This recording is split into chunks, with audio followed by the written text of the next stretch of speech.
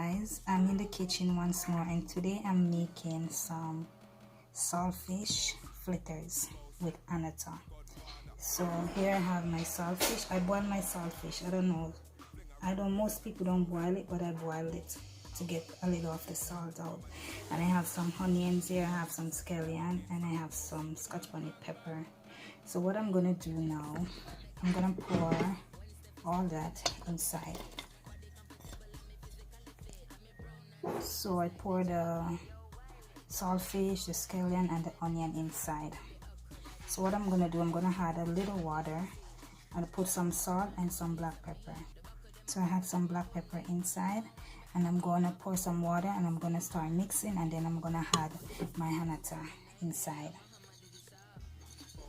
So now guys, I had some annatto inside. I'm gonna mix it right now, and then you guys will see.